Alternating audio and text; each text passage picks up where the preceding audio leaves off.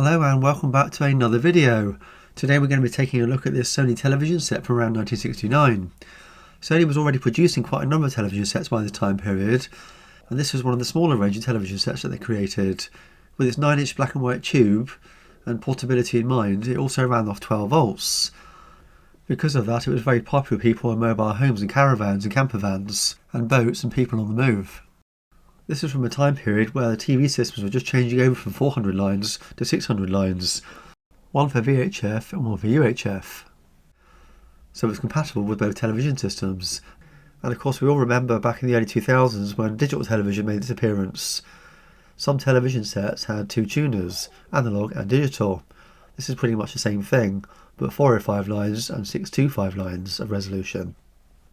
This example here has been in my family for just over 30 years now. I think we bought it around 1990 in a car boot sale second hand for just £1. It was in a lot better condition back then. Unfortunately it got a scratch on the screen there which during a house move, and some of the side trims dropped off. Aerial's become a little bit bent, and unfortunately it's no longer working. It's quite unusual actually this is not working, because everyone you see on eBay pretty much is. These TVs really do stand the test of time. They can be put into storage for years and years, and you pull them out to turn them on and they still work. Looking online and reading about the television set, the only real problems you can have with it, some of the capacitors can fail, and also you get scratchy pots, which just a little bit of contact cleaning can sort that out. Let's take a look at the controls and connections on the television set. On its right hand side there you have a tuning dial along with horizontal, vertical brightness and contrast. And on the front is a pull switch for power which also doubles up as volume, then a VHF or UHF selector and another tuning dial. Two tuning dials on this set, one for VHF and one for UHF. Then on the left hand side of the television set there is a headphone socket and an audio output. And on the back you have the mains cord, the 12 volt DC input and the aerial socket. When I plug this into the mains now, it trips out the fuse board. Not quite sure why, so today we're going to be opening this up to take a look inside and see if there's anything simple. Failing that, we'll see if we can modify it to just run off 12 volts. So on first inspection, it looks quite awkward to take apart. There are a number of different screws on the television set, and different shapes and sizes. Some are machine screws and some are the plastic type. At first I thought it had already been opened looking at the screws on the bottom because of that different black one. But it turns out it's actually correct. Of course you need to remove all the knobs and dials from the television set on the side to get the back cover off. The front buttons and knobs are unnecessary, you don't need to remove those in order to get the back off.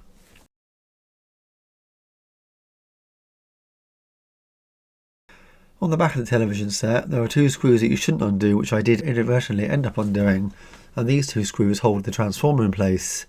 But I didn't find this out until I took it apart. Once you remove the rest of the screws from the base and the back, and also the screw that holds the aerial connector in place, the back should just pop off.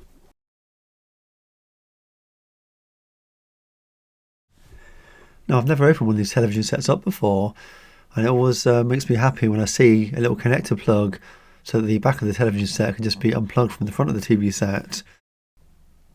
TV sets and other appliances from back in the day were certainly built with serviceability in mind. It was at this point I noticed the transformer was loose because I removed those two screws that I shouldn't have done that I mentioned earlier. After spending some time looking around the transformer area I couldn't see anything visibly damaged. There was no wax melting or dripping from the transformer itself. I did a quick continuity check on the mains cord as well because the sheathing was a little bit damaged on the entry point into the back of the TV. I was hoping it would just be a short somewhere in the mains cord, but unfortunately it wasn't going to be that simple. There seemed to be quite a lot going on in the back of this TV actually. I noticed another small transformer next to the larger one and what looks like some kind of rectifier attached to it. There was two largish capacitors there, which I believe are filter capacitors, and a couple of little other devices which I didn't recognise next to the filter capacitors. So next up I thought, why don't we try the 12 volt input and see if that works. So I did that. So I've got my bench power supply set up for just over 12 volts, and of course this indicates the amperage as well that's being drawn, and sure enough it worked. I saw the TV screen light up, cracking in the speaker as I turned it on. When it was on VHF, I switched to VHF, there was quite a high pitched whining sound which I won't play back because it is quite high pitched. I can't even filter it out actually with software. But switching it back to UHF, which is the one I'll be using anyway, that high pitch whine went. First off, I thought there was a problem with the flyback transformer, but it turns out it's probably just because there's no signal going into the VHF input. But the good news is the TV's working, so I think I'm going to basically do away with the mains cord, take away the 240 volts altogether, and just run it from a 12 volt supply, just an external supply. So next up I thought, what can I use? So I had a rummage around in my shed, and sure enough I found a 1.25 amp 12 volt DC power supply. I just happened to have a barrel connector spare. I was looking around on the back of the TV thinking, where can I place this? Where can I drill a hole to put it in? And then the obvious thing struck me, and of course remove the mains cord and pop it in there. And it fitted in perfectly. I didn't even have to drill it out at all. Just had to remove the slight bevel edge, and the little DC socket plopped in quite nicely. And next it was time to solder the cables in place. I found some scrap cable and began about soldering the terminals. This is looking at the back of the DC input on the TV, and as you can see there's a small reed switch. I believe this opens up when you plug the DC power supply in, so it will cut out the 240 volt side of the TV. So I joined the two brown cables on either side of that reed switch together, because that was the positive side, and the black cable was the neutral for the 12 volt input. And I left the reed switch circuit in situ because the TV seemed to work fine with it closed. Seeing as I'm never going to run 240 volts into this set, there's no way of actually doing that now, I didn't think that would be a problem. Made sure my polarity was correct. Centre pin was positive in this instance for my power supply, so I didn't want to get that round the wrong way. I decided to leave the tail end of the old mains cord in place, just in case anybody who ends up owning this in the future wants to go back to it and have a look at possibly repairing that 240 volt input. And while I got the TV open, I thought I'd give it a quick clean out because there's quite a lot of dust in here and debris.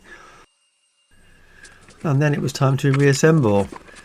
Now I had to remember exactly where all those screws went. I could have watched the video footage back, but me being the impatient person I am, I just decided to try and do it from memory. Getting the back casing on, lining it up with the holes wasn't quite as easy as I thought it was going to be. I had to remove the aluminium back plate on the back of the CRT PCB to line up with the rear holes while I dropped a screw in.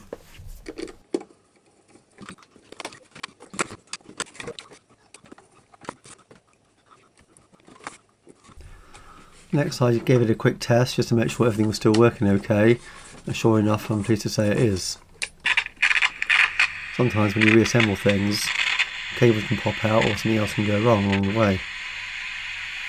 I remembered that I'd actually saved that side trim that had come off. Luckily I put it in a drawer safely to one side. These things were just taped on back in the day, and sometimes they had a bit of epoxy resin type glue holding them in place. On this occasion I decided to use a little bit of super glue because I wanted to get this job finished sooner than later. While I was working on the TV, the small dial plates dropped off the tuning knob on the front while I was pulling it off, because at the time I didn't realise I wouldn't have to remove this knob. It doesn't actually need to be taken off to get the back off.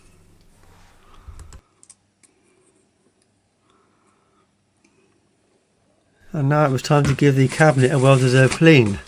In all honesty, I don't think I've ever cleaned a television set. It's either been in the loft or down here in my studio, just sitting on the ground, gathering dust, until the day came when I was going to attempt to repair it. A bit of window lean and some tissue paper is all I use on this. Don't want to use anything too abrasive. If you use anything too abrasive, you may end up making the matte case a little bit shiny in places. And now it was time to test it with something. Normally I would plug a video feed in, but I thought today I'll do something different.